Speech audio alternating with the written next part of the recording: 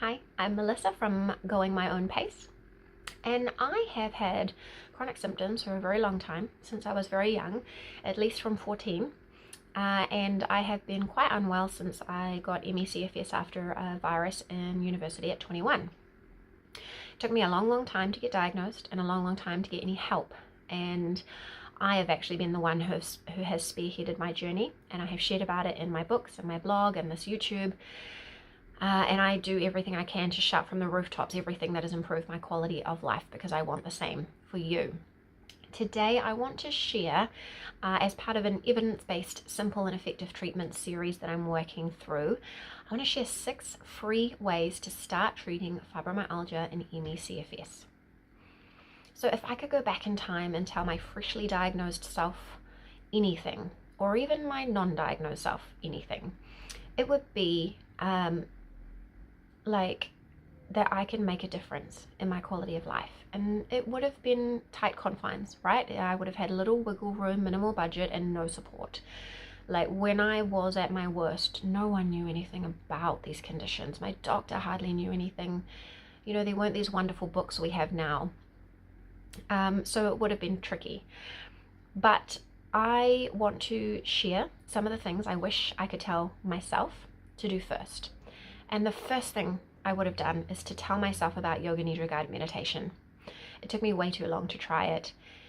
It is real and profound rest, and that would have really helped me. I had terrible sleep. I lived in a haze of exhaustion and pain, and I had terrible quality sleep. I was up more than I was down. I woke up feeling worse than when I went to sleep, and I had no reprieve. There was never a good night.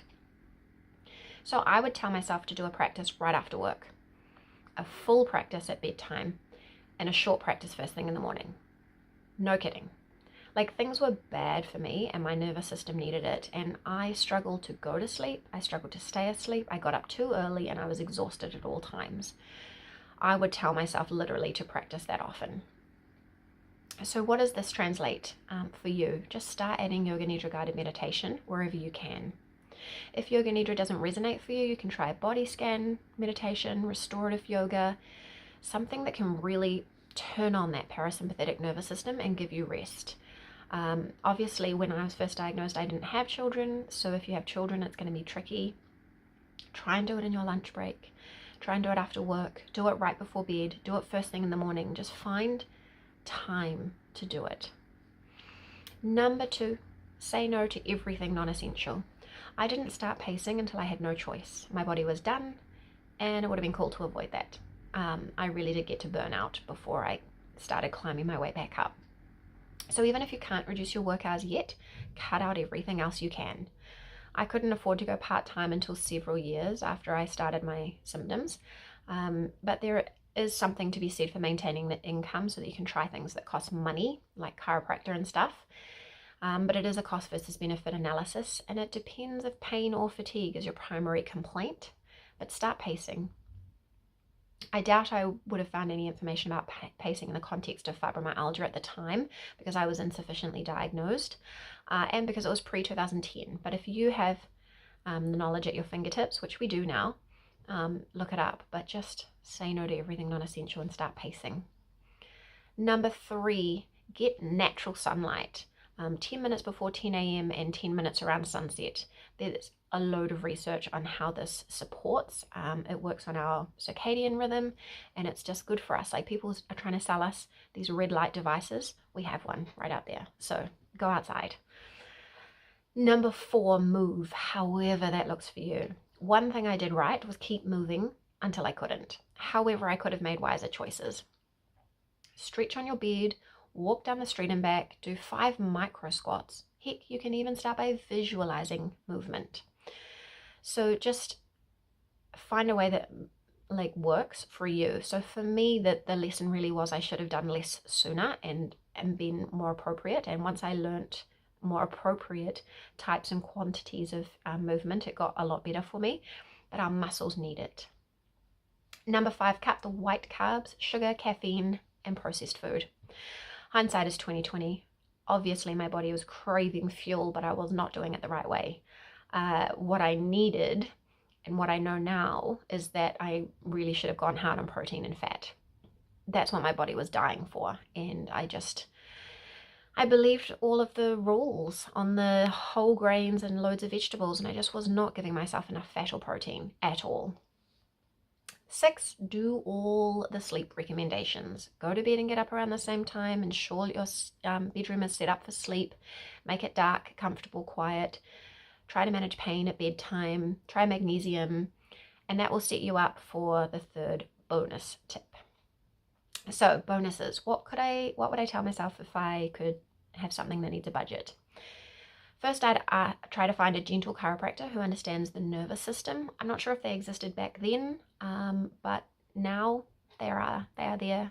So have a word to chiropractors. I was very careful with my chiropractor, and I made sure that she understood the nervous system. She's the one who said to me that she would never do the more bigger adjustments on me because my nervous system wouldn't handle it.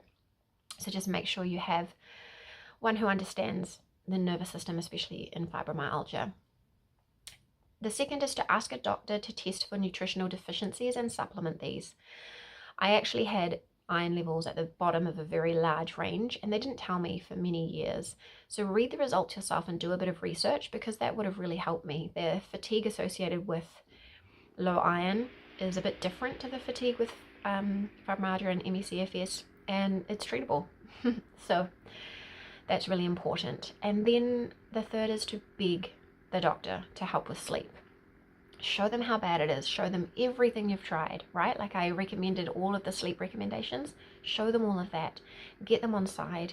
Show them the research of how important it is to treat sleep. Like the research is endless. I don't know why people with fibromyalgia or women are ignored when they're saying they're not having good quality sleep or enough sleep. It's so important. It is important for metabolic health. It is important for our brain. It is important for our heart. It's important for everything. So beg the doctor for help with sleep. And the final thing to talk about is that low-dose naltrexone was not a thing earlier in my journey, but it is a thing now. So please research it. It is so important, and it is the thing that made the biggest difference, and it's like the catalyst for all the good things that happened for me. And I believe it's worth a try. Because for those it helps a lot. So these are the things that I wish I could tell myself back at the beginning of my journey, when I was riddled with pain, I was exhausted, and I had no help. And I'll quickly summarize for you. 1, yoga nidra or proper rest, like any proper rest you can get. 2, say no to everything non-essential and start pacing. 3, natural sunlight. 4, move however that looks for you. 5, cut the white carbs, sugar, caffeine, and processed food. Increase the protein and fat. 6, do all of the sleep recommendations. And then the bonus ones were gentle chiropractor, looking at nutritional deficiencies, begging the doctor for help with sleep, and then the low-dose naltrexone. So these are mine. Tell me, what are yours? What would you go back and tell yourself if you could at the beginning of your journey?